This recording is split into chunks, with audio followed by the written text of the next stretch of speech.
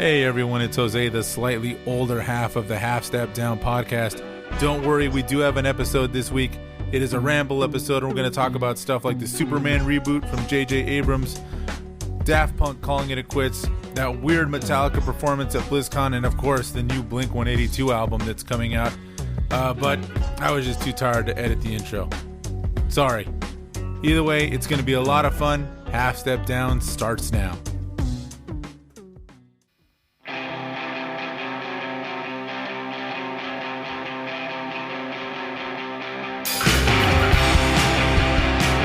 Jose, have you noticed that when you go to like McDonald's, more specifically a McDonald's, the older you get, I feel like the smaller everything gets.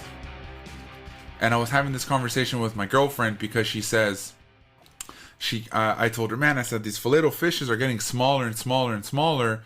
And then I said, she goes, it's just because you're getting older. And I go, no, I said, because I used to knock out, I have always thought Big Macs were the same size. And I used to be able to knock out two. Not anymore, obviously. I guess I could see that. I don't really eat at McDonald's, man. The only thing I get from McDonald's is the ice cream. Have I told you my impression of Michael Bublé singing the McDonald's song? You've not only told me, but you've done it on the podcast at least 3 times. Oh, have I done that already? Oh, you've done it many times on the podcast. That goes to show you how that goes to show you how many times how many episodes we've done, and we just started. You know what I mean? We just started. We just started. Hashtag road to a hundo. Road to a hundo. I'm excited. Yeah, let's do this. Welcome everyone to Half Step Down, where 2 aging punk rockers talk about pop culture and punk rock and all kinds of things in between. We are your co-hosts, Renee Grano and Jose Martinez. Jose, how are you doing today? I'm not bad at all, man. How are you doing? Not too bad. I feel like my intro's just lacking this week, but it is a Half Step Down Ramble episode.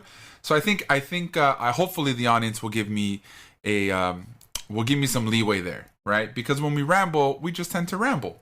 Yeah, I mean, these rambles are kind of like relaxed fit. We just talk about stuff we found interesting since the last time we talked. And, McDonald's is interesting. Who doesn't love McDonald's? I mean, I don't love McDonald's. You don't like to get your French fries and dip them in your shake or anything like that? I mean, I like French fries, and I'll give you McDonald's French fries are good, but I don't love McDonald's, man. Like, if I had an option, McDonald's would be at the bottom of the list. Then who's your top fast food chain? I mean, if I had to go fast food, I'd go In-N-Out. Do you really consider In-N-Out fast food or good food done quickly? I mean, I would consider it fast food. Is it because it has a drive-thru? Yeah, drive-thru. You know, there's a Taco Bell right up the street from my house that doesn't have a drive-thru. Is that still considered fast food? Yeah. Anything, I guess, that would considered just quick on-the-go bites where I'm not necessarily having to sit down for a meal, I would consider fast food. Man, we used to indulge on Taco Bell like crazy when we were younger. Also, you should move to a better area if you have a Taco Bell with no drive-thru. What are you talking about? Well, there's another one. That just means that I'm higher class if I'm going to a Taco Bell with no drive-thru. I just want to let it be known that he says he's higher class because he went to a Taco Bell. But let's just keep going. Without a drive-thru. So today is an episode, is what we call, not necessarily fillers, right? It's a ramble episode. We like to take breaks between our themes because our theme episodes tend to take a little more out of us, right? We do a little more research, even though it sounds like we don't do research. we do like to do a little bit of research, and I think we get a little more involved in what we're talking about. So, and these are always fun because, I think one of the great things about having our Half Step Down Ramble episodes is the fact that they're able to find out who we are, you know what I mean, in little retrospects by talking about things that we find most interesting instead of just one specific theme. Yeah, and I think it gives us a chance to explore different stuff. And then I'm sure this is going to happen. We'll talk about something on a Ramble episode that will eventually make it into a full theme. Yes. Absolutely. There's definitely some games and stuff coming out that I wanted to talk to you about, and I'm sure it'll turn into a full episode at some point. Yeah. I need to start doing this. There's tweets I sometimes get like on my notifications, I'll get it. This person tweeted, and sometimes I see these things that I want to talk to you about them, but I don't really like get too deep into the tweet because then they have so many replies and stuff. But there was one specific one. I'm gonna go back and find it, and for the next Ramble episode, we're definitely going to talk about it. It was really interesting. But I had noticed that on my Twitter, I follow a lot of just joke accounts. Like I have a Darth Vader account. Yeah. I have a Spider-Man account. Like all these like weird accounts. I'm like, wow. And I've been a member. It's funny because on my profile it says a member since 2009. And I look at it, I was like, man, I was 21 years old at that time. I think I was younger, 20, 21. And I was like, gosh, the things that I followed back then, I should start unfollowing some of these things. Especially now that I'm older. Yeah, I had to clean up my Instagram and my Twitter just because I wasn't seeing, well, Twitter I don't really use. I don't know. I was never really a big adopter of it. Mm-hmm. Instagram I used a lot, and then I just decided I really only wanted to use it for like family and friends, so I like cleaned it out. So I don't follow very many like joke accounts. I follow like maybe a couple, but it used to be like just nothing but jokes and like companies, bands, all that stuff, and I unfollowed most of it just because it like people would be like, oh, I posted this picture of my kids, or I posted this picture, didn't you see it? Be like, I didn't see anything, man. I saw this other stuff. I just saw a bunch of bands and Magic cards and Cubs memorabilia on mine. Yeah, and it's just like, dude, I can't see any. So I had to like specifically just cut all that out, and like now I have like a different way of getting like information from like content. I don't know. It's hard. Yeah. You know, that's one of the hardest things that I have to figure that out, is where I can get my band information, because when concerts and stuff, when hopefully, you know, when all the concerts and stuff start to come back together, that's what I love about Instagram and Twitter, right? Is because they're like, yo, we're promoting this. But at the end of the day, I get most of my news, and I think everybody does. Mostly everyone, they get their news from Twitter and Instagram and Reddit and all that stuff. And I'm not somebody that doesn't, right? Like I get my news from Twitter and Reddit, and so I think to myself, if I don't follow my favorite bands on Twitter or Instagram, I'm not going to find out when they're on tour, you know?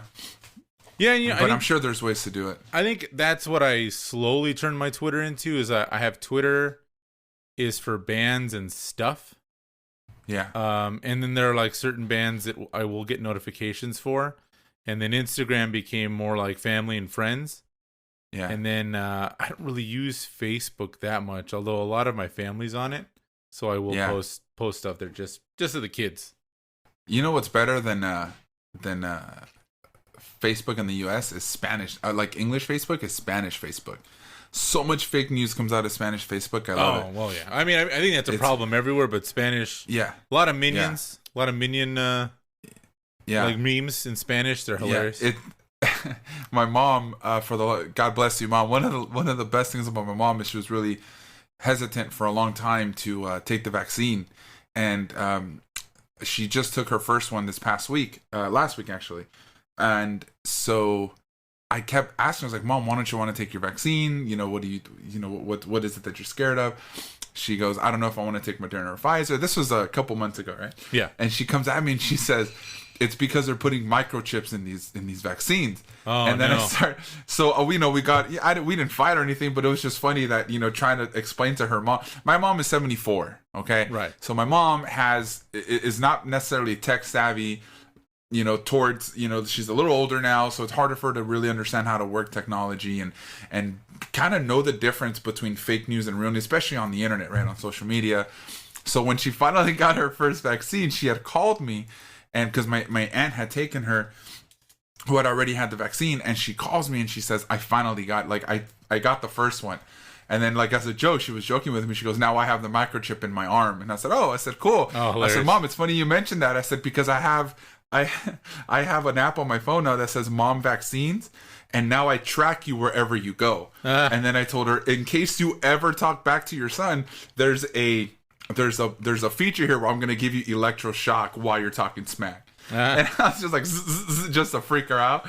And we were just like laughing. But I mean, that's one of the biggest ones, right? Is the vaccine stuff, is all that news and all, you know, it's crazy, man. Like it's crazy when you look into that Spanish Facebook and how much much fake news you get out of it. Well, I mean, just Spanish news in general. I know, like, in Los Angeles, at least, like, Telemundo and, like, Univision are terrible, man. Like, they just propagate a bunch of crap on there. Yeah, I think, yeah. But on the good news, I did see something today. Oh, I should say this, since we did talk about my COVID stuff that happened a few weeks back. I went to the respiratory specialist today, and they have, even though I've been off the oxygen for 2 weeks now, it's official. They've like released me. Nice. So now the contractor can come and pick up all the oxygen. I don't need it anymore. I knew I was fine, but just to be able to get the approval from the hospital, they're like, hey, by the way, you're good to go. You're good. And they congratulated me. They're like, congratulations, you made it. And I said, yeah, I'm very grateful that I was able to make it. So that's some good news for the hashtag Road to 100 listeners. No, dude, congratulations, man. That's awesome. That's Thank you. I know we were all really worried, man. Like, we were like, damn, man, like, that sucks. Like, because your mom got it, and then you got it, and then we all want to make sure you're good. So now that you're 100%, man, you've defeated the 19, man. The Rona is behind us. The 19 is, all I do, I just throw out KOs. There it is. Call me el gallo negro. You know what I mean? Oh, just my God. Taking it out. 15 KOs. Oh, my God. Keep up that uppercut. Let's get into some of these awesome articles that we looked into over the week. All right, so this is actually hot on the heels of our last episode, which was all about superhero movies. That's right. It looks like there's a Superman reboot movie coming from J.J. Abrams, and Ta-Nehisi Coates is going to be writing it. We've talked about the weird predicament that DC has found itself in trying to compete with Marvel in terms of the movies. Yeah. What is your take on this, man? What do you think? Do you think this is a good move for them? I think so. I think J.J. Abrams, here's the thing. When it comes to specific directors, I think people tend to say, these are the ones that are going to save this, or going to save this, or going to save this. When it comes to J.J. Abrams, I think that he knows, because him being a nerd himself, and a fan of the comics and a fan of all these things, I think that kind of like Jon Favreau, right? Like saving, with Mandalorian and all that. I think it's good. I think it's going to work. I personally liked the Superman, like Superman Returns, Man of Steel. Then again, I haven't seen them since they were released. I don't remember if they were horrible, but I remember first having my first outlook on it. I thought it's not too bad. But I think one of the biggest issues that we've talked about before, that we talked about last week, was the fact that it's very hard to very sympathize with these characters, or kind of get into these characters, especially on the big screen, when they're extraterrestrials. You know what I'm saying? So hopefully, I think J.J. Abrams is going to do a good thing. I hope it's going to be good, because I mean, at the end of the day, it's still Superman. I mean, I remember we used to complain about just the hero himself, right? The superhero Superman himself. But when you get into the books, you know what I mean? Like when Jeff Johns was writing, was it Jeff Johns that was writing? Was it Action? Who was writing Action Comics during the New Krypton? Was it Jeff Johns? I don't remember. Let me look that up while you're talking about that. Yeah, I think it was Jeff Johns. I could have sworn it was. But I mean, you have a lot of good stories to pick from. Gosh, turn it into All-Star Superman. That would be pretty cool. So I don't know. I think we're going to get some good stuff out of J.J. Abrams, hopefully. And Jeff Johns did write New Krypton. Okay. And you know what? On top of that, you have Ta-Nehisi Coates, one of... I mean, the dude's a Pulitzer Prize winner, right? Isn't he a Pulitzer Prize winner? Yes, he is a Pulitzer Prize winner. He wrote Black Panther, Captain America. So you've definitely got some interesting writing going on. It seems the article talks about how it's kind of odd timing that they announced this with Snyder's version of Justice League just about to be released on HBO Max, which I think is next month. I'm wondering because I've seen a couple people talk about this online, if they're just going to go with a whole kind of multiverse from the beginning for DC, which I think kind of makes sense since they're already kind of doing it. I think so, and I think with the multiverse, like for example, when they introduce like the New 52, I think that's something that can be turned into like different platforms, kind of like we were talking. Was it the Old Republic? The Star Wars stuff that we were talking about earlier in the year, how it's going to be transitioning to different platforms, right? I think you can turn the DCU, the DC Cinematic Universe, you can turn that not just cinema wise, but you can turn that into different platforms. Well, right? I mean, that's think about how cool it would be to have like the Justice Society on television, but the Justice League on the big screen. Well, I think that's what they're already doing, right? Because the article suggests that because they're calling it a reboot of Superman, that they're basically starting over with their characters. Yeah. But I mean, who knows if that's the thing? Because, which is good. Which is, Why not? would be fine. But the reason I think they already do the kind of multiple universe things is because you have the Arrowverse on the CW, right? Which is its own kind of self-contained DC universe, right? Because you got Green Arrow, the Flash. Now you've got Superman and Lois, which I've actually heard is really good. And then Legends of Tomorrow, and they all exist in a universe, which is definitely different from the movies. Granted, I haven't seen much of the DC stuff. Shout out to my buddy Brian because he actually works on the Flash. Same. So if you're listening, Brian, keep doing what you're doing. But we love you, Brian. Keep listening to the show. Just please, for the love of God, keep listening to the show. Brian, have I ever met Brian? You probably met him at my wedding. He's the big rockabilly Brian, dude. I love you. You're the best. I remember when when we had the beer together. Mm-hmm. Yes. I'm just adding the beard thing, but I remember him. Yeah. All right, Brian. Yeah. So I mean, this is going to be interesting. The show, Brian. Keep listening. This is going to be interesting. Yes. I like where this is going. I think J.J. Abrams does a good job pretty much on everything he does. Lots of lens flare, I'm sure. But I'm interested to see this writing and directing duo, as they say, kind of moving forward. And is there any specific J.J. Abrams film that stand out to you? That you enjoy? Yeah, I mean, I've liked a lot of his work. I did like the reboot of whatchamacallit. I did like the reboot of Star Trek that he did. I thought it was kind of the shot in the arm the franchise needed. I did like The Force Awakens. I like his movies, although if I had to pick one, I'm going to say I like Super 8. I'm like pulling up his movies now because Super 8 was That's good. the one I was going to say was Super 8. Yeah, I really like that one. Yeah. I have the Blu-ray of that. I have that Blu-ray. Yeah, I'm the guy that still buys Blu-rays. No, man, don't ever apologize for that, man. Blu-rays are important. Physical media.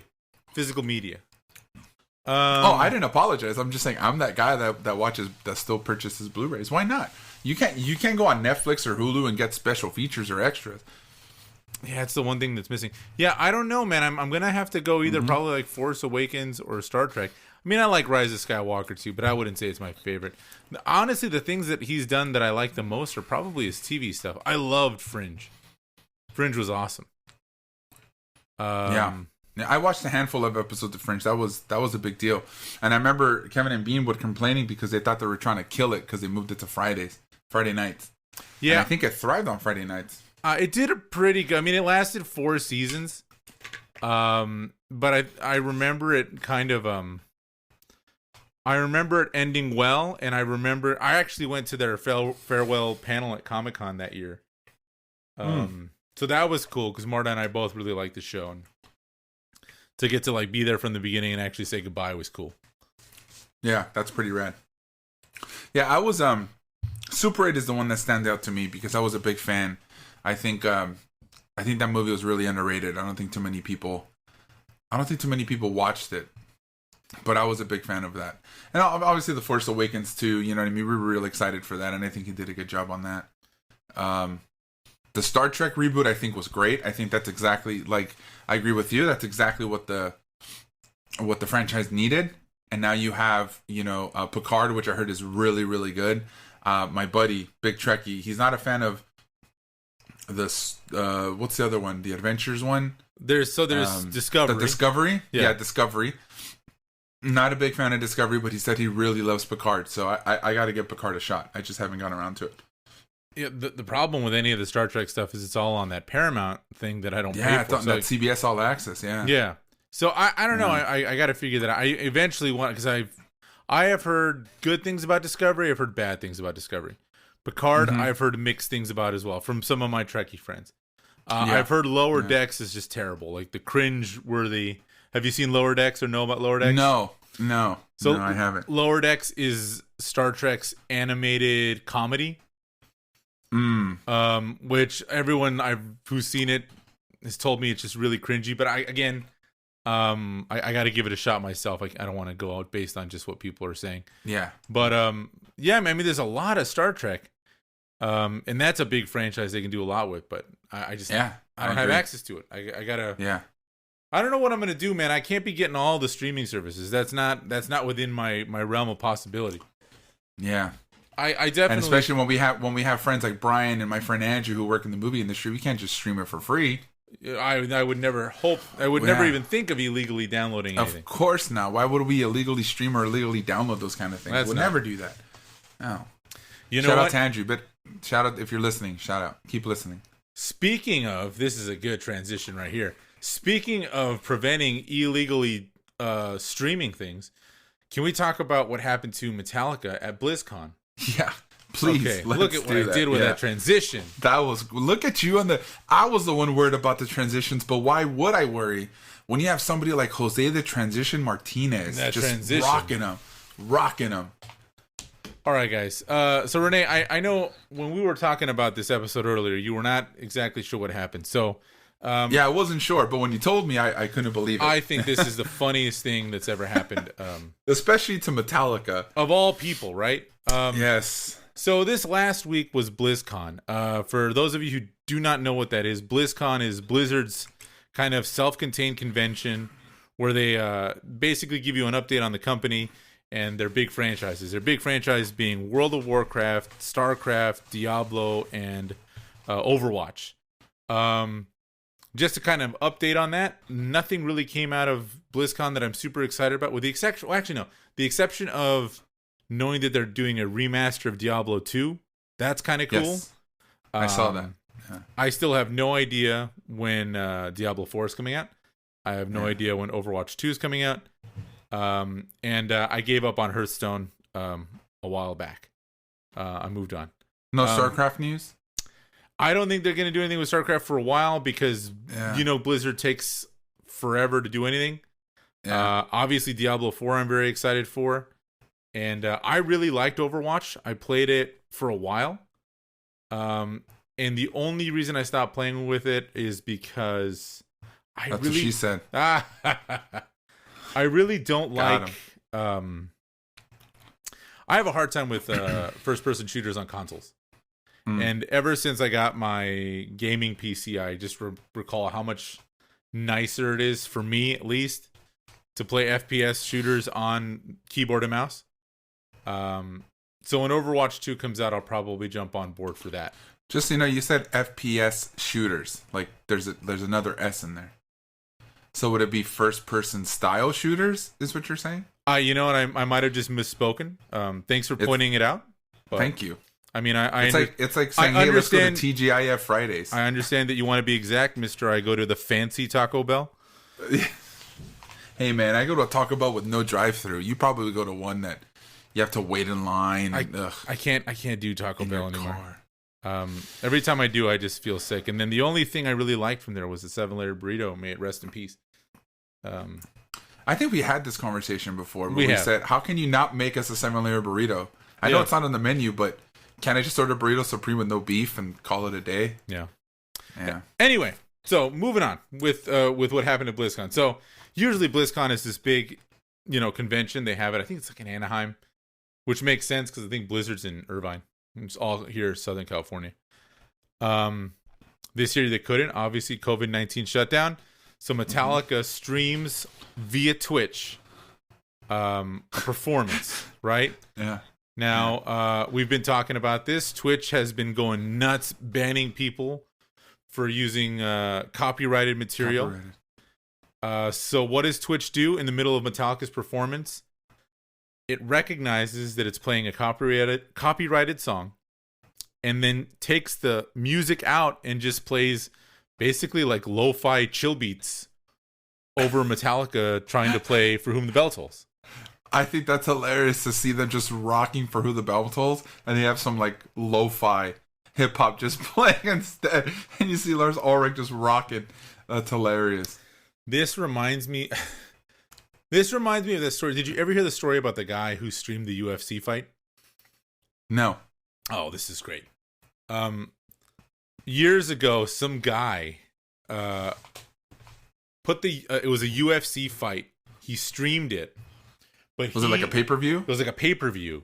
Oh, okay. But he sat in the corner with a controller pretending to be playing a video game. So that it looked like he was just streaming him playing a UFC game. And that's how he streamed it. And I wonder if, I mean, God, what do you do if you're Twitch in this situation? Like, how do you rectify this? Well, I mean, you're going to have to pay Metallica $75 million. Oh, my God. Do you... Do you remember the amount of money that Napster gave Metallica? Can we let me look that up? Let's actually, let's talk about that. And then, but while you're doing that, I actually kind of want to. I don't know if you've I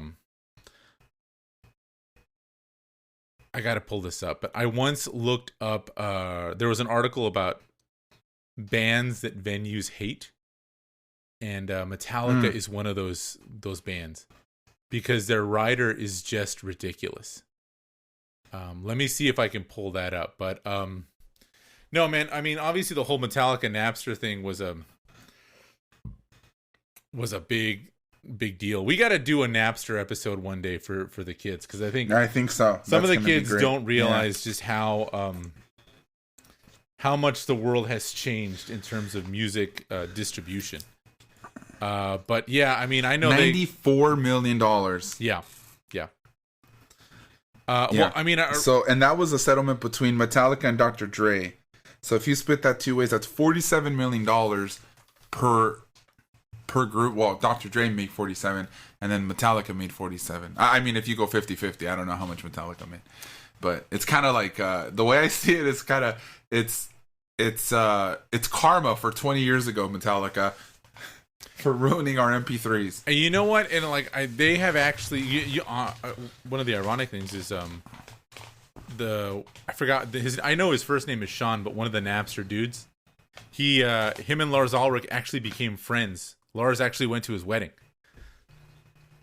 Oh wow! Sean Parker. I think it was Sean Fanning, because there were two Seans associated with Napster. Oh, okay. Okay. But honestly, that was the thing, and I feel bad. Metallica came out looking like a bunch of assholes, which I'm sure they are.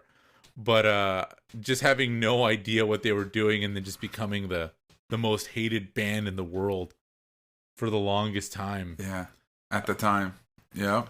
I'll pull it up for another episode, but their rider is crazy. Like, the things they need in order to play a show is insane.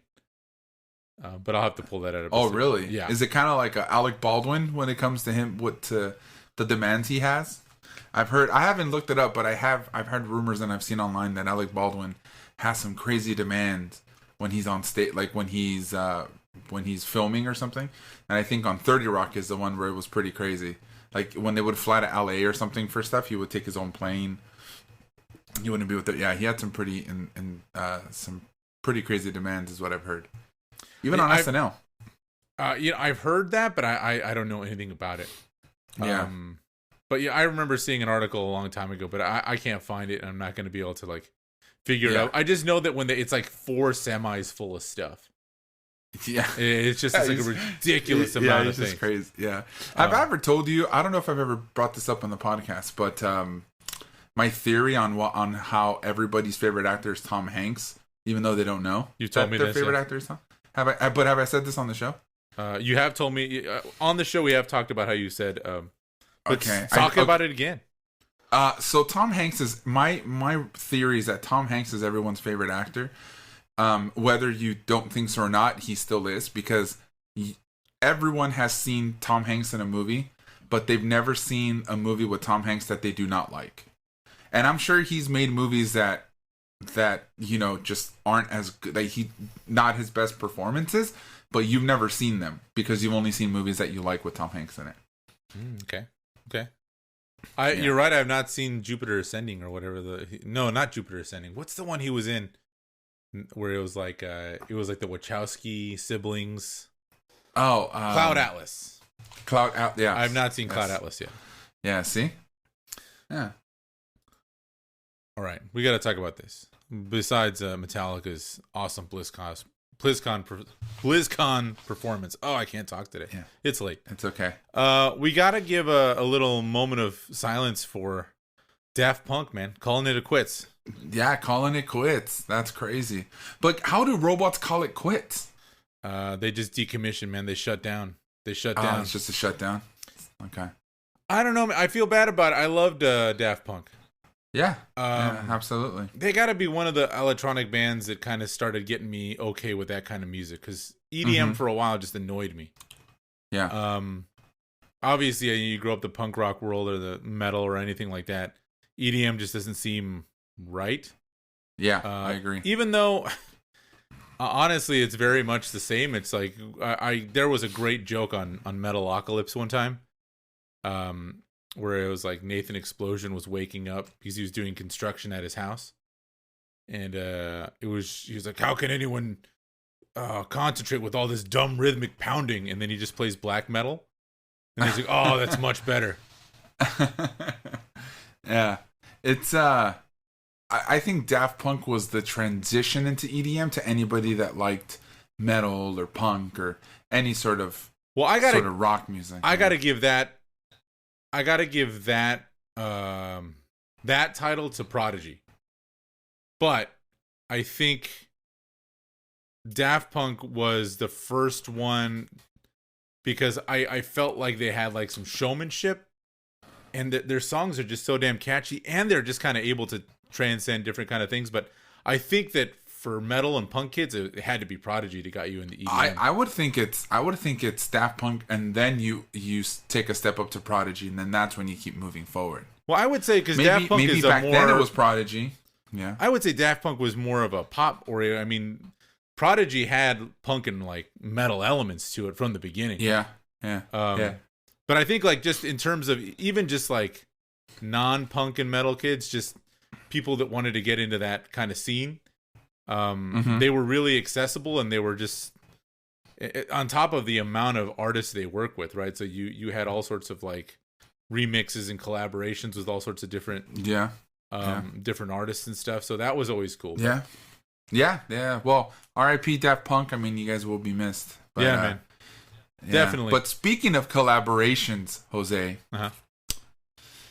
what's up with Blink-182's new album? Boom. Oh, there it is. Got it. There it is. There's my transition. There's my transition. Boom. And boom goes the dynamite. Oh man, that's a callback. All right, so Blink-182 has a new album in the works. It's featuring. Wait a minute. Blink-182. Is that with our favorite bass player? Is that the band? The best bass player of all time, Mark Hoppus? Yeah, I think that's Plus 44's Mark Hoppus, right? Plus 44's Mark Hoppus is also in Blink-182. Ah, okay. What's up with him and bands with numbers in it? I don't know. I wonder why he does that. Yeah. He was not Plus in 4.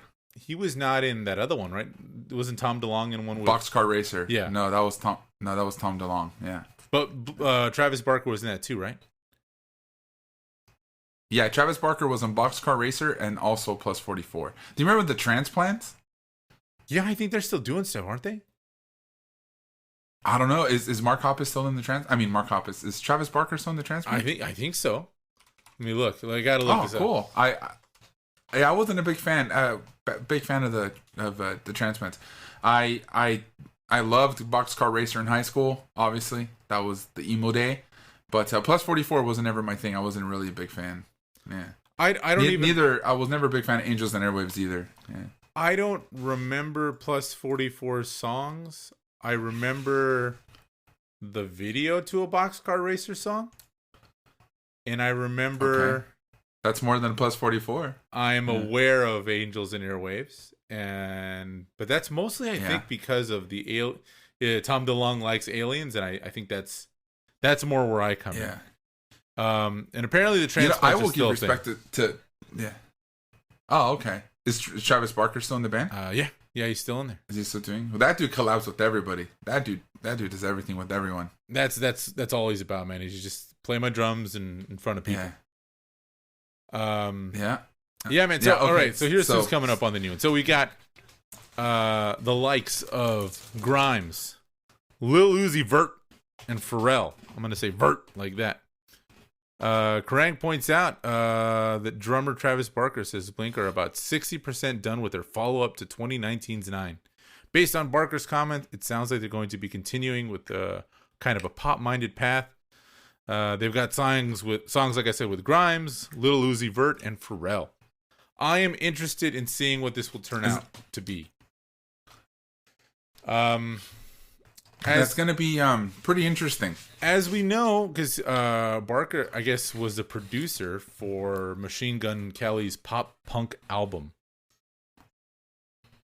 You know what? I haven't gone around to that. I want to listen to that, though. I want to listen to Machine Gun Kelly's pop punk album. I just haven't gone around to it.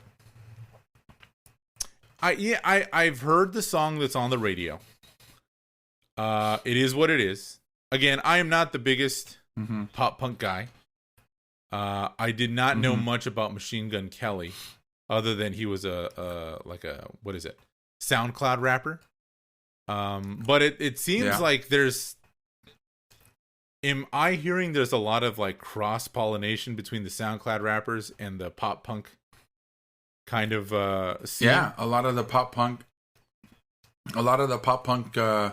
singers transition into SoundCloud rappers. That's the dude from Tiger's Jaw. That's the one that stands out the most. But there's a handful of them, I think, that has transitioned over to SoundCloud. So I think it's kind of going to go. I think we're going to get pop punk. I think pop punk is coming back in some way, shape, or form. But it's going to be interesting to hear like, oh, these SoundCloud rappers are doing pop punk bands. It's like, well, a lot of older SoundCloud rappers were in pop punk bands for a long time. So I don't know. It's going to be interesting. What is the connection there, man? Why do you think that's happening? Well, a lot of the SoundCloud stuff now, like a lot of the SoundCloud rappers, if you notice, it's more emo than what old hip hop has really been accustomed to.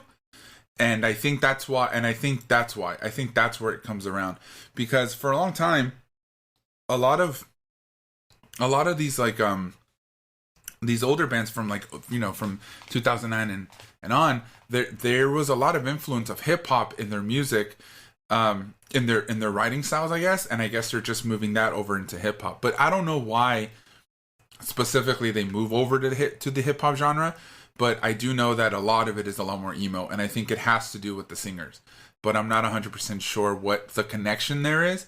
But I would think it's, you know, a lot of people. I mean, people love hip. I mean, yeah, you and I, you know, we're big punk heads and whatever, punkers or whatever it is. But I mean, I listen to a lot of hip hop. You know what I mean? Yeah, so, I agree with you in that regard. I think one of the things about hip hop that always kind of I'm trying to find the right word. One of the things about hip hop that always kind of made me a little like sad about it is the fact that it was not as introspective. Not sad about it. That's not the right word. But one of the things that I always felt like, oh man, because hip hop is potentially. God, I can't even speak. Hip hop is really one of the few musical art forms where it's the voice and the lyrics are really the star of the show. I mean, nowadays it's all about the beat and the hook. But if there's any music that's as close to poetry as you possibly can be, it's hip hop, because a good MC who can really write and does good lyrics can basically weave a story out of anything, right? And I always felt like that it had such a huge potential for political change, social activism, really like self-reflection and like introspection. But hip hop is almost, it just seems like completely against that. I feel like if you show any vulnerability on a hip hop track, it's like, it's not like a good thing. And I think that's where the SoundCloud hip hop or the SoundCloud rappers are going into, because if you remember, or if any of the audience remembers, when we first started, we were doing album review, or not, just introducing each other to new albums. And of course, it isn't Half Step Down without Renee talking about the Wonder Years. And when we talked about the Greatest Generation, we spoke about how you had to mention how the emotion in pop punk is specifically in this album, and that album is definitely different than what pop punk used to be, right? And I think in that sort of music, in that genre, sometimes it takes, the lyrics can, depending on the band, right, will take away, the music takes away from what you're singing about, right? So I think that's why there's a lot of hip hop, a lot of these singers who transition over to hip hop to kind of get the point across. Because like you said, it's just about the lyrics, and it's just about the lyrics, right? And the flow. And so I think that also has a lot to do with it too. I mean, I would think that's more like on a psychological standpoint, you know what I mean? Like, why is it that these guys are doing that? But I mean, I would think, I mean, who knows? That might be another thing to tap into. That'd be a really interesting theme show, would be hip hop and the transition of hip hop and the evolution of hip hop. That would be probably a month's worth of episodes, I think. Well, I mean, that is definitely something that's interesting, and there's a connection there, right? Because early there hip-hop, has to be a Well, I mean, early hip hop and punk have a connection from the beginning, right? Yeah. So, I mean, you talk about 1970s New York, the two scenes kind of coming out at the same time, and a lot of the same players. Rick Rubin was booking punk rock bands before he became this huge person over at Def Jam. The Beastie Boys were a punk band before they started doing any kind of hip hop. And one of the earliest introductions of hip hop to like mainstream white America was Blondie, right? So I mean, that connection is there, and it's always had, the roots have always been in the same place. So that would be an interesting, and it all stems from rhythm and blues as well. You know what I mean? Like, all of it. That's popular music. Everything is R&B. Like, yeah. But what I'm saying is, I mean, the two most, I think people outside of the music industry, or people who have studied music like you and I have, I think when you were to mention rhythm and blues to somebody, they would say rock and roll, and they would say hip hop. Yeah, or R&B, hip hop and R&B. I mean, for us, obviously, that stems, obviously, music that we listen to now all stem from rhythm and blues. But like I said, if you ask, if you ask, somebody who's not into it, who doesn't understand that, they would say rock and roll and R&B, right? R&B, hip hop. Casey and JoJo. There you go. There you go. Yeah. So that's interesting. I gotta do a little bit of a deep dive and see what's going on there, because that's an interesting thing. Yeah, I'm excited. Hopefully, we get some new pop punk bands coming out. That'd be kind of fun. Yeah, I hope that doesn't happen, but that's cool. How dare you? Is this pick on fucking Renee week or what? What kind of shit is? No, damn. Man, I have a respect for your musical choice. Have a respect for it. Speaking of just that one record. No, I mean there's some. Well, here, you know what? And here's something I do want to ask you about, because I've been noticing this a lot. It seems like in this, you can tell me I'm wrong, but I've noticed a lot. It seems like pop punk aficionados really do cherry pick the bands that they feel like, oh, well, that's a pop punk band. Because every time I ask you, is this pop punk? The bands can sound not similar, and then you'll be like, oh, yeah, that's pop punk. And what they like to do, and I've noticed this, is they will go back and they'll be like, well, the origins of pop punk with the Descendants and with Green Day and with The Offspring. And it's like, dude, you can't just pick bands that you like are good and then say they are the genre of music you like. Yeah. And so for example, like with the Descendants, I kind of understand that connection, because they were the first band in terms of like the punk rock scene. So at the time that they were around, they were thrown around as a punk rock band in the same kind of wheelhouse or genre as bands like Black Flag, who you would never consider a pop punk band. Bad Religion, like the Misfits and stuff. But I think the reason the Descendants get lumped in, and I will give them this, is the fact that they were the first to really kind of make the songs more about personal issues. They were unapologetically like romantic, like I like this girl. And and they did not look like your typical punks. They just look like a bunch of nerds. So I will understand that if some kid that was like in a pop punk band now saw the Descendants, they'd be like, oh, that's what got me to write songs about whatever it is I'm going to write about, and some of the aesthetics of it as well. But it does seem like as we go, it's like, oh, that's a pop punk because of this. And it always feels like you guys are just cherry picking bands that are good and being like, oh, yes, that's the origin of pop punk. Well, so here's the thing. I apologize if I've ever done that, and I'm sure I have. And you know what? I'm not saying people ask me sometimes, like friends and stuff, and they ask me. I'm not saying it's you, but I see it online all the time. It'll be like, well, this band, or like they'll throw around. That's like, interesting. NoFX is a pop punk band. I'm like, are they? Because they seem to make fun of a lot of those bands, but it's like, okay, whatever. Like, I'll you know, it's so funny you mentioned that, because if you look into, for example, some like bands in the third, like the third wave of pop punk and stuff, they don't say that. I mean, they don't say like, oh, what other pop punk bands influenced you to do what it is what you're doing, and they're like, I just listen to punk rock, like I grew up on punk rock, and they're and that's like, for example, plugging the Half Step Down radio show. I don't, my idea is I never mention the term pop punk. I mention the term punk rock, because the term punk rock has this large umbrella is just punk, punk rock, and then you have all of these little subgenres. At the end of the day, it's under this umbrella of this larger scale of music, right? Right. And so it's interesting because I would think that there's two stages to Descendants, and you have like the Milo Goes to College, the what you would consider more punk rock, and then they kind of get thrown in the mid 90s when they do Everything Sucks, and that's they're put into that stage where Green Day and The Offspring and all of those guys just tend to blow up, and they just happen to be there at the right time. You know what I mean? So they happen to be at the time where they're like, well, we're gonna label you punk rock because that's what's blowing up right now. That's what's getting big. And so it's interesting that, but at the end of the day, I mean, I would think, I just, everything to me is just punk rock. And then when you want to be more like final about the bands that you're listening to, said, yeah, like I listen to pop punk more than I do anything else, because that's kind of where I'm at.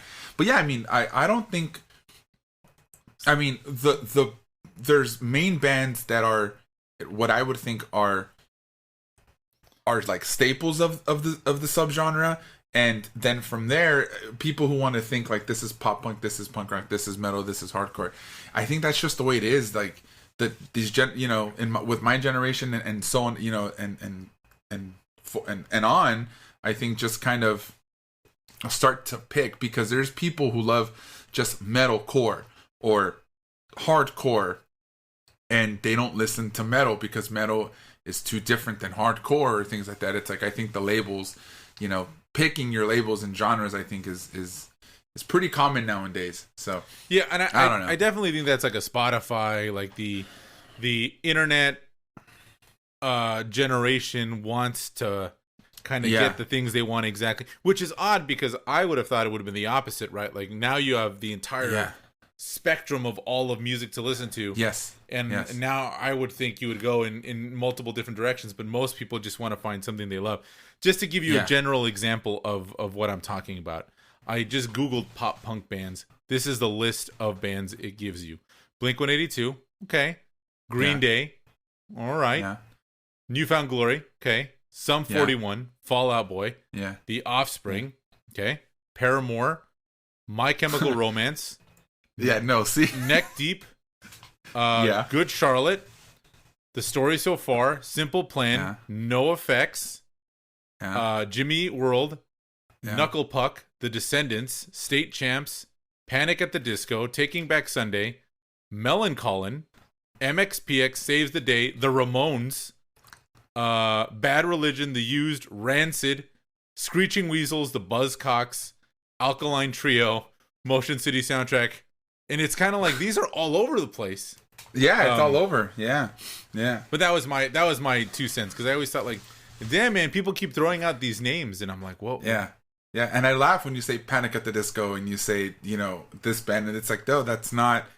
I think that's what it is now. Like I said, you have this big this big umbrella of just like punk rock or rock itself. Maybe they declare them pop punk bands or stuff like that, or punk rock bands because of the influence that they have. Probably, yeah. Because they're, how much you want to bet that all of those bands before Green Day are all going to say Green Day was a huge influence on me. Dookie was a huge influence on me. My dad used to play Dookie when I was a kid. Yeah. You know what I mean? So that's for sure. Yeah. All right. We gotta. Yeah. We're going. This one's going long. This is good. I Lots like of content. We're at almost 50 minutes, but let's talk about. If we are in the age of content, so age. Why not give the people what they want? # Road to a Hundo. So let's talk about for a second hip hop. We were just on that. One of my favorite hip hop artists is going to be on Teen Titans Go. You excited about that? I'm excited. Absolutely. De La Soul. Yep. And that's all I got for that, man. I'm excited. Okay, to see so that. I have a question for you though. Yes. I think we brushed up a little bit on this right last week, but what we know the answer to this, right? But I'm just gonna ask you, what is it about these artists, these big time artists, these like, these legends in their in their genres, like De La Soul, and you had like was it Billy? Who was it on SpongeBob that we talked about that like? Well, David Bowie, right? Yeah. David So Bowie I mean, there are and in a future episode of the podcast, we're gonna go deep dive into. Yeah, this. we're gonna get into that, but I'm just asking, right, David? Okay, so what is it about? Like what is it about like these artists that do that? Like why do you think they do that so late into their lives or late in their careers? Well, okay, you hit the nail on the head, right? Like you are an artist. You want to do. You're producing music. You're doing whatever it is you want to do. But you're gonna have kids, and your kids are gonna want to see what you do. Yeah. And I explained to a kid Ziggy Stardust, right? Maybe they'll like the music. Like I played David Bowie for my son, and he likes Ziggy Stardust and the Spiders from Mars, but he doesn't like. If I were to show him a picture of Ziggy Stardust, he'd be, who's that weird looking guy? But you put him in a cartoon. And it's like, dude, my dad is on SpongeBob. My dad is on, Teen Titans Go. There was actually, this is actually really funny. What's his name? From Jurassic 5. Oh my God, the dude with the deep voice. I'll have to look it up. But he was on Epic Rap Battles of History, and Jurassic 5 is one of the like the great underground hip hop acts. And he was talking about how he was telling my son, I'm gonna go do this. Charlie Tuna. He's like, I'm gonna go do this YouTube show, epic something. And the son was like, you're doing Epic Rap Battles of History? That is my shit. And he's like, so it took this YouTube show for my son to like respect what I do. Yeah.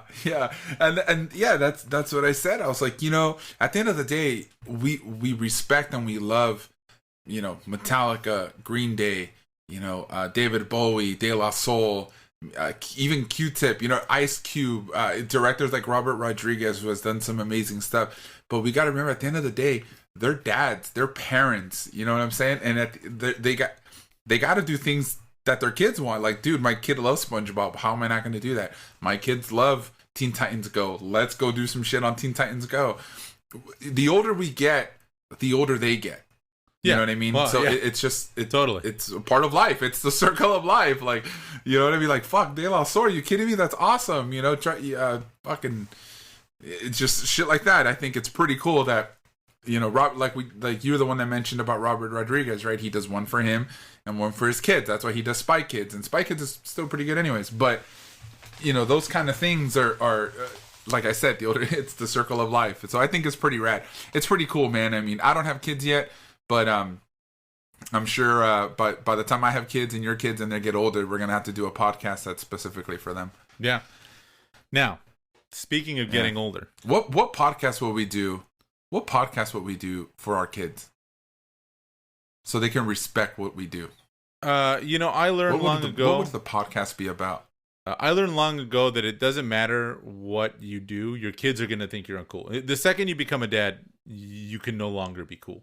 You have to turn in your cool. I was never cool. So did I ever ever tell you were the time cool. I got called a loser and it was the most offensive thing I ever had? No, please tell me. Yeah, so my cousin, shout out to Servando if you're listening. Keep listening to the show, by the way. Oh, Servando, yeah. But I hate you at the same time. We were 17, 18 years old, and he was asking me, we were at his house, and he says, I was probably even older, and he goes, you play Magic the Gathering? I said, yeah, dude, I've been playing since I was like 14, 15 years old. Like, yeah, I've been playing for a while. And he goes, really? And I go, yeah, I've been into it for a long time. He goes, do you play all these other games? I was like, no, it's just Magic, and I play on Friday nights. I play tournaments and this and that. And he like kind of stayed quiet, and he goes, you fucking loser. And I said, dude, that I've been called fat. I've been called stupid. I've been called the worst in my life. But that hurt, bro. Like that dug deep to call me. God. And so like I still talk to him about it. And I even till now, a decade and a half later, I still give him grief for it, and he still feels bad. And I want you to know, if you're listening to the show, hashtag keep listening. But I will give you grief until the day I die for calling me a loser, dickhead. But sorry. No. All right. And finally, talking about getting older, I thought this was cool. So there's a documentary coming out pretty soon. Hardcore Legends DOA. Lead singer Joey Shithead Keithley, but he goes stage name Joey Shithead. Speaking of getting older, is the star of a documentary about his run for the mayor of Burnaby, British Columbia, and all about how this, hardcore punk rock dude whose name is Joey Shithead, basically winning a city council seat and helped end a mayor's five-term reign. Yeah, man, I think this is interesting. If you're not a fan of DOA, look them up. They're a great old school band. But I just thought, like, what a fitting thing we were talking about bands getting older and doing things, right? Like, yeah. Which I should just get politically minded when you're young, kids. Like, start doing that now. Yeah, yeah. It is interesting because it's not the first that we've heard of. You know what I mean? Yeah. Outside of the music world, you had Jesse Ventura, Arnold Schwarzenegger. You even had, for those of you guys who remember the Attitude Era in the WWF era, the late 90s, you had Kane, The Undertaker's brother, right? In kayfabe. He's a mayor now of Knox County, and I want to say Tennessee, I think. I'm not 100% sure where Knox County is. But, you know, outside of that, you know what I'm saying? I mean, there's other things. We've talked about this, I think, before. Like, a lot of these bands have other jobs. Yeah. You know what I mean? And I think that's pretty cool. Like, Kane still, I don't know about now, but I know, he's been mayor for, I want to say, let's just say 2-3 years. And since he's been mayor, he's still wrestling everyone. You see him on WWE TV, you know, wrestling and stuff with the mask. And it's interesting, you know, like, oh, this is just my side job. I still love doing this, but I'm still mayor, or I'm still doing this political thing. So, yeah. But I think right, Jesse Ventura and Arnold Schwarzenegger, I think, were the two. Yeah, definitely the two right? Biggest names, I think. Yeah. Well, Ronald Reagan, I guess. I thought you were talking about just out of wrestling. Oh, sorry. No. Yeah, Arnold Schwarzenegger wasn't a wrestler. Oh, you're right. Yeah, he was an actor. Yeah. Do you not remember the Schwarzenegger? I remember Schwarzenegger, man. I just assumed big physique, and I know how much you love wrestling. But yeah, you're right. Like actors and stuff. And you know, even in the punk rock world, we've got Milo from the Descendants. We've talked about. He was he worked at DuPont. He was like a scientist, and I think Brett from Bad Religion. And then all the guys from MXPX, I think, or most of them. Yeah. What do they do? They all have other jobs. I don't know what they do, but I do know that they have other jobs, and like MXPX is just a part-time thing now, because when they have shows, I don't know if you noticed, but they only tour on the weekends. Oh yeah. Oh, and I'm sorry, it's Greg Graffin from Bad Religion. He's a professor. And yeah, I'm sure. I mean, look, the reality is, if you're an MXPX, you're not exactly pulling down a ton of money, right? Yeah, you're not. I'm pretty sure you're not selling out. Yeah, you know, venues every night instead of just, you know, like, hey, let's do it on a Friday, Saturday, Sunday sort of thing. Totally. But kudos to them; they're still around. You know what I mean? I you know, to be able to do what you love, you know, what your hobby was as a kid, to be able to do it professionally for years, that's kudos to all of them. You know what I mean? Yeah, that's rad. Yeah. So, Awesome. So we're gonna jump into a next segment that's starting tonight, which is our done. So one thing that we have talked about for doing for a while, which we've done in the past, but it's been a long time since we've done it, is a Dungeons and Dragons campaign. And now we have our new segment. We don't have a name for this segment yet, right? I think it's just D&D recap for now. Oh, this is a D&D update, whatever you want to call it. Okay, we'll call it the D&D update for now, right? So the D&D update is we started 2 weeks ago. So we're gonna give you guys just a little bit of what's happened over the last few weeks. Every time we do a Ramble episode, we'll do a D&D update. And Jose, what are your thoughts as of right now? It's so we have us two and our friend Steve, our friend Steven, and our friend Marcus, and then we have Jeff, who is our DM. So what do you think so far of our D&D campaign? I mean, other than the fact that, so we basically just started. We've created our characters. We just got into a town. And all signs point to the house on the hill. That's where we need to go. Yes.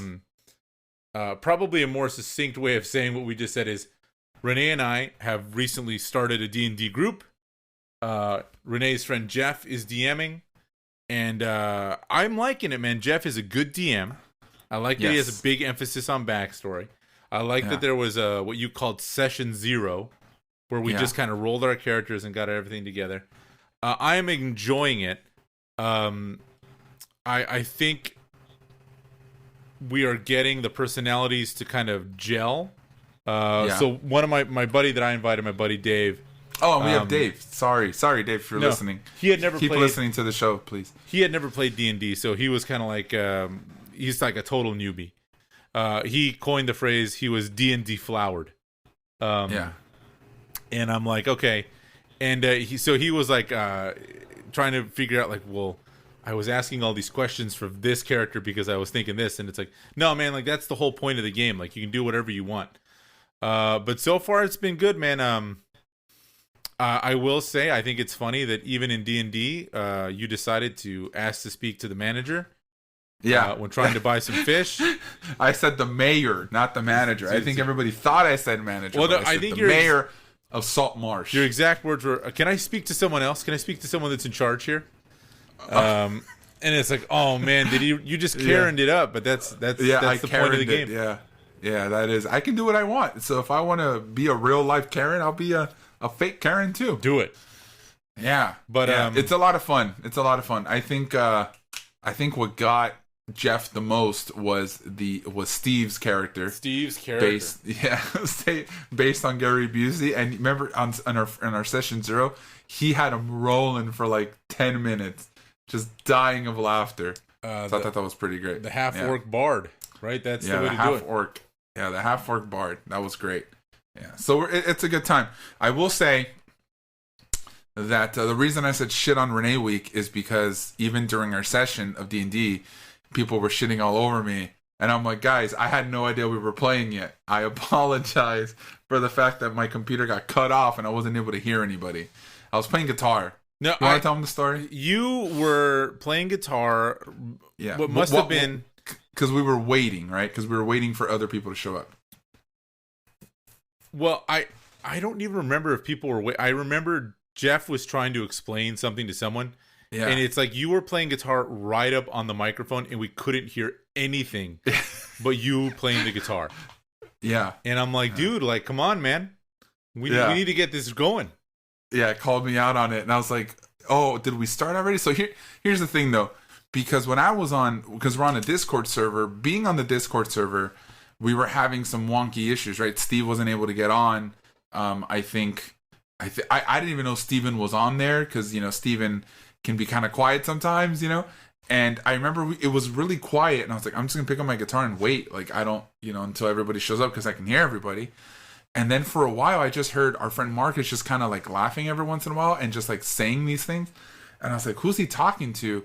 And I looked at our group text and I was like, Steve's not responding on there or on the chat in the Discord. And I was like, who's he talking to?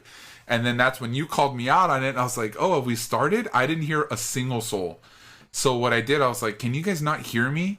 And then Jose's like, Renee, are you all right, dude? Like, you're not saying anything. So I exit it and I jump back on the Discord. And then that's when everybody was there. I heard everyone. I was able to see everybody. And I said, holy crap, I think we started like 10 minutes ago. And I was rocking the guitar while they were saying, I'm sorry. I apologize, guys.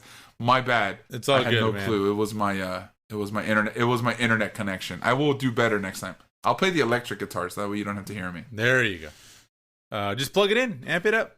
Yes. Yeah, that's what she said. Just plug it in. Nice. All right, man. Let's. I don't know if that makes sense. No, it didn't. But that's okay. I just let it go. Speaking of plugging it in, there you go. Speaking of plugging it in, there it is. Why don't you give us plugs and tell us where everybody can catch us on the internet? All right, ladies. On the World Wide Web. All right, ladies and gentlemen. As you know, the one place to go, your one-stop shop, halfstepdownpod.com. You're going to find all the information about the show, every episode, links to our social media. It's all there. Social media, at halfstepdownpod. We're on Instagram and Twitter. Go ahead and look us up and give us a follow. You can check out our Instagram stories to see the playlists that we have. As you know, we have Spotify playlists every week, and I upload previews every week. It might not always be on Monday, but they are there for you to check out. Obviously, if you go to facebook.com/halfstepdown, you'll find us there. You can watch our episodes on YouTube, youtube.com. Just look up Half Step Down Pod in the search bar, and you'll pull it up. Check out the Spotify playlist. The link is in the description. We'll talk about that real quick before we go. And then please rate and review us on Apple Podcasts, wherever you get your podcasts. And if you like what you hear, spread the word. Use hashtag HalfStepDownPod. And last but not least, Half Step Down Radio is on titanradio.org every Thursday at 7 p.m. Before we go, Renee, you want to talk about some of the songs you picked for the Ramble playlist? Yeah, I'm just going to pick one. Sorry, we totally jumped ship, didn't we? I jumped the gun. I apologize, guys. But I'm just going to mention one. And the reason I'm going to mention this one is, Jose, do you have, for your your high school career, right, like your high school life, do you have a specific theme song that says, this is my generation in high school? Like, this says this, like your little group of punk rock kids, and say, this is the song. Do you happen to have one? Like, off the top of your head real quick, do you happen to have one? I don't think we do. No.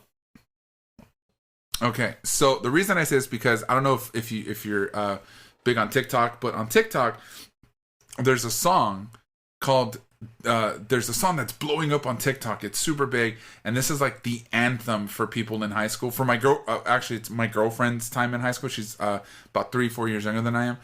And it's Dear Maria by All Time Low. Dear Maria, Count Me In by All Time Low. And it's all over TikTok. And I cannot get that fucking song out of my head, dude. Cannot get it out of my head. And it's just like, that's not my high school. So I went out of my way and I asked my friends, like, what song would you say kind of is our theme song for our group of friends through high school?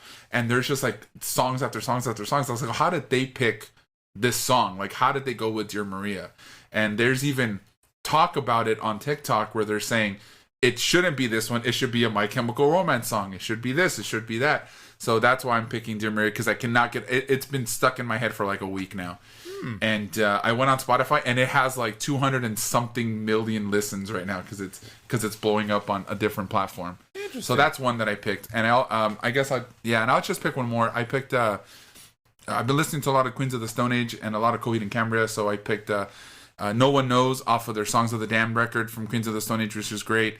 And I also picked some Coheed stuff that I also listened to this week. I listened to a lot of In Keeping Secrets of Silent Earth 3, and that's the record I've been listening to a lot this week for some reason. I've been really into that record right now. Cool, man. Mine's been a little all over the place. I'm gonna go "Bastards of Young" by the Replacements. Check that song out. No Effects just dropped the new album, and you can listen to Linoleum instead of Linoleum. See what they did there? Featuring Avenged Sevenfold. And then I just recently discovered a YouTube channel, Internet Historian, and he did a really great episode on Fallout 76 and how botched of a launch it was. But it got me all nostalgic for Take Me Home Country Road by John Denver. So there you go. And then I got a couple more on there. John Denver's full of shit, man. Yeah. It's a Dumb and Dumber reference. Oh, I know it. I got it. Jose, this was fun, man. I had these Rambo episodes are always fun because we can just unwind and say whatever we want and do whatever we want. It was a good time. Not be constricted to themes, I guess, but themes are always fun because we get to just kind of go back and be nostalgic about some of the things that we love. So that's always fun too. It's always fun to explore stuff. Yeah. Why not, right? Yeah, it's just always fun to hang out with you. Right. Can I just say that? It's fun to hang out with my co-host, Jose Martinez. And I think this is the point of our lives where we have seen each other more than we ever have growing up. That we agree? Yes. Yeah. Now that we're having D&D, now that we're doing a podcast, this is probably the most we've ever spoken to each other in probably ever. Well, we're not restricted by my mom having to go home. So. Yeah, that's true. Or my mom having to go home. Exactly. Yeah. Now we can just talk whenever we want. That's true. Yeah. All right, guys. Well, I hope everybody has an amazing week. We will catch you guys next week. Jose, take care of yourself. Hi to the kids. Hi to the wife. And we shall see you guys next week. Take care. Take it easy. Yeah, give it up for this guy. I promise you guys. Just so we're all clear, that was not like a real song. Okay. I made that up.